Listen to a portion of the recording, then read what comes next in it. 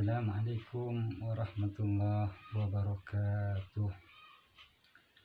Alhamdulillah wassalatu wassalamu ala sayyidina Rasulillah Sayyidina Muhammad ibn Abdillah wa ala alihi wa sahbihi wa man walah, amma ba'd. Sahabat fillah yang dimuliakan oleh Allah Subhanahu wa taala,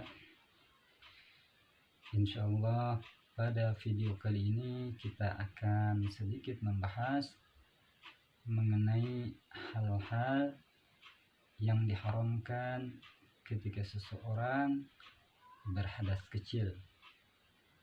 Hal-hal yang diharamkan ketika seseorang tidak mempunyai wudhu.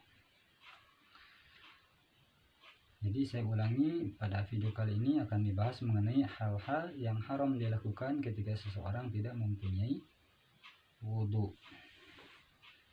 Adapun hal-hal yang diharamkan ketika seseorang tidak mempunyai wudhu, dikatakan oleh ulama, manin taqadha wudhu'uhu, barang siapa yang batal wudhunya, siapa orang yang tidak mempunyai wudhu, haruma alaihi, maka haram kepada orang yang tidak punya wudhu tersebut arba'atu asya'a, 4 perkara, 4 hal haram dilakukan ketika seseorang tidak mempunyai wudhu. Lantas mana sajakah 4 hal tersebut yang haram dilakukan ketika seseorang berhadas kecil? Yang pertama, as-salatu. Pertama, haram baginya untuk melaksanakan salat. Salat yang seperti apa? Fardhon kanat au naflan. Baik salatnya salat fardu, begitupun salatnya salat sunnah. Jadi yang diharamkan, yang dilarang tidak hanya salat fardu, melainkan salat sunnah pun haram dilakukan ketika tidak mempunyai wudhu. Au salat janazatin, atau salat janazah. Salat janazah pun haram dilakukan ketika kita tidak mempunyai wudhu, haram dilakukan. Wa fi manzilatis shalah kasajdatis syukri, dan begitu pun seperti salat haram dilakukan seperti sujud syukur. Sujud syukur haram dilakukan ketika kita tidak mempunyai wudhu. Sajdatul tilawah, sujud tilawah pun haram dilakukan ketika tidak mempunyai wudhu. Wa khutbatil jumu'ati, begitupun khutbah Jumat haram dilakukan ketika tidak mempunyai wudhu. Jadi tidak hanya sholat fardu saja, melainkan sholat sunnah pun haram dilakukan, sholat janazah haram dilakukan, sujud syukur haram dilakukan, sujud tilawah haram dilakukan, khutbah Jumat pun haram dilakukan oleh orang-orang yang berhadas kecil, orang-orang yang tidak mempunyai wudhu. Dalam hadis Nabi Muhammad SAW, beliau bersabda, la yaqbalullahu salata ahadikum idza ahdatsa hatta yatawadda. La yaqbalullahu, Allah Subhanahu wa taala tidak akan menerima salata ahadikum, salat salah seorang di antara kalian, idza ahdatsa, apabila ia dalam keadaan hadas, hatta yatawadda, sehingga ia berwudu terlebih dahulu sebelum melaksanakan salatnya. Jadi itu yang pertama haram dilakukan ketika tidak mempunyai wudu adalah melaksanakan salat. Dan yang kedua, haram bagi orang yang tidak mempunyai wudu itu adalah at-tawaf. Haram bagi orang yang tidak mempunyai wudu untuk melaksanakan tawaf, fardhan kanat au fardhan kana au naflan. Baik tawafnya tawaf fardu ataupun tawafnya tawaf sunnah, fardhan kana au naflan. Bagaimana dalam hadis Nabi Muhammad SAW mengatakan, at-tawafu bimanzilatus salati illa annallaha ahalla fihi nutqa faman nataqa fala yantiqu illa bi khairin. At-tawafu, tawaf itu bimanzilatus salati, kedudukannya seperti salat. Illa, hanya saja, annallaha, bahwasanya Allah Subhanahu wa taala, ahalla, memperbolehkan, menghalalkan, fihi nutqa, di dalam umrah, di dalam tawaf tersebut Allah menghalalkan, memperbolehkan untuk berbicara, untuk berucap. Faman nataqa, barang siapa yang ingin berucap ketika tawaf, barang siapa ia ingin berkata-kata, berbicara ketika tawaf, fala yantiku illa bi khairin, maka hendaknya ia tidak berucap terkecuali hal-hal yang baik saja. Jadi itu yang kedua yang diharamkan bagi orang yang tidak mempunyai wudu adalah haram baginya untuk melaksanakan tawaf.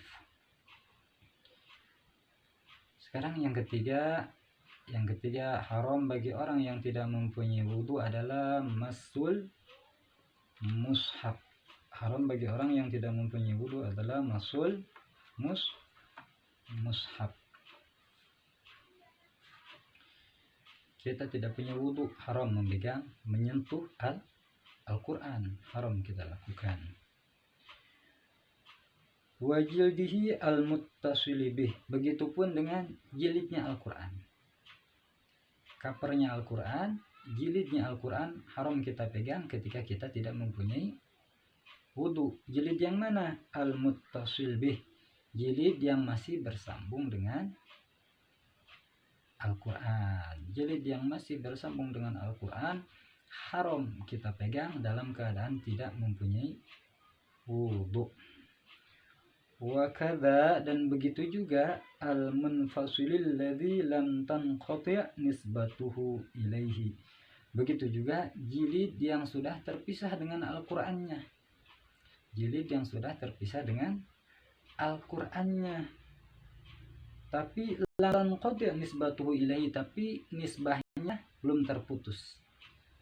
Nisbahkan kepada Al-Qur'an meskipun sudah terpisah dari Al-Qur'annya. Misalkan jilid Al-Quran yang sudah terlepas dari Al-Quran, tapi orang masih mengatakan bahwa itu jilid Al-Quran. Orang masih mengatakan itu cover, itu jilid Al-Quran meskipun sudah terpisah.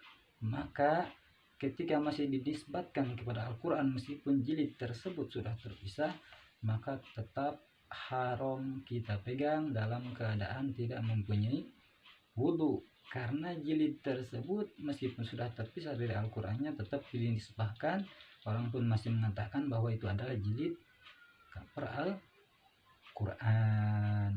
Begitu juga kotaknya Al-Qur'an, wasunduqihi, misalnya ada kotak Al-Qur'an, di dalamnya ada Al-Qur'annya, kita pegang kotaknya saja, itu pun oleh ulama dikatakan haram. Jadi ketika tidak punya wudu kita memegang kotak Al-Quran, di dalam kotak tersebut ada Al-Qurannya, maka itu diharamkan. Itu yang ketiga, haram bagi orang yang tidak punya wudu adalah Al-Quran, la yamassuhu illal mutahharun.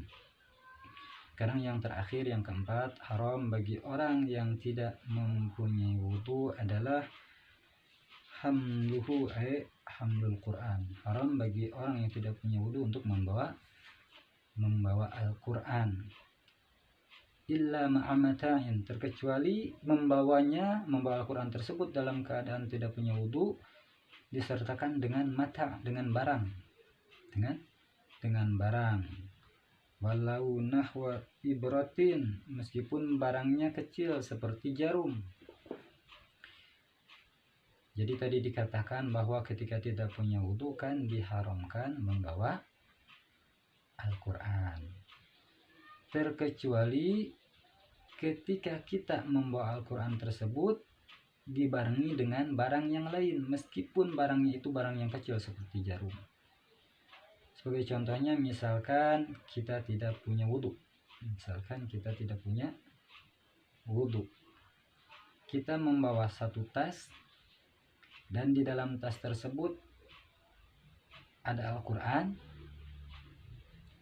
Juga ada barang yang lainnya seperti jarum. Jadi jarum sebagai contoh saja, bisa juga barang yang lain.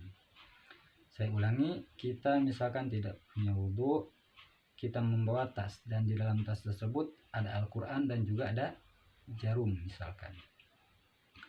Apabila ketika kita membawa tas tersebut dalam hati kita berniat membawa jarumnya dan kita tidak berniat membawa Al-Qur'annya, maka itu diperbolehkan tentunya oleh para ulama.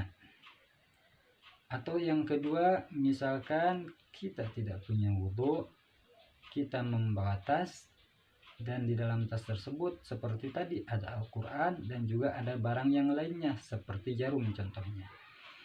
Jika pada saat itu kita meniatkan membawa Al-Quran, kita juga niat membawa jarumnya, kita juga niat membawa barang-barang yang lainnya misalkan yang ada dalam tas tersebut, maka itu pun diperbolehkan.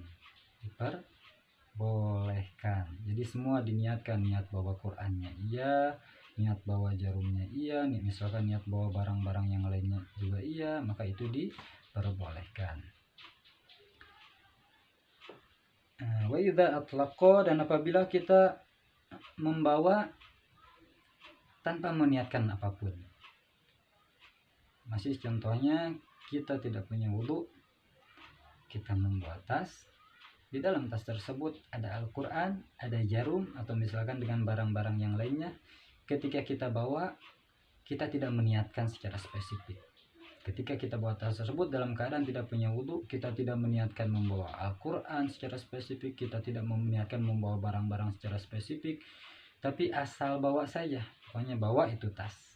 Di dalam tas tersebut ada Al-Quran, ada barang-barang yang lainnya, dan kita tidak meniatkan secara spesifik, secara khusus membawa apa, maka itu berbeda pendapat di kalangan para ulama. Berbeda pendapat, pokoknya asal bawa saja, tidak meniatkan secara lebih detail gitu.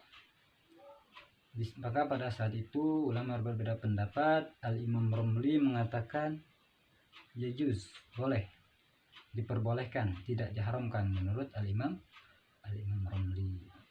Adapun Syekh Ibn Hajar beliau mengatakan jika keadaannya seperti itu maka tetap diharamkan. Jadi itulah beberapa hal yang haram dilakukan ketika seseorang tidak mempunyai wudhu, yaitu berhadas kecil. Saya ulangi, yang pertama haram melaksanakan salat, kedua haram melaksanakan tawaf, ketiga haram menyentuh Al-Quran, dan keempat haram membawa Al-Quran. Mudah-mudahan yang sedikit ini bisa membawa manfaat untuk kita sekalian. Amin ya rabbal alamin. Hakadha minni wallahu a'lam bissawab. Assalamualaikum warahmatullahi wabarakatuh.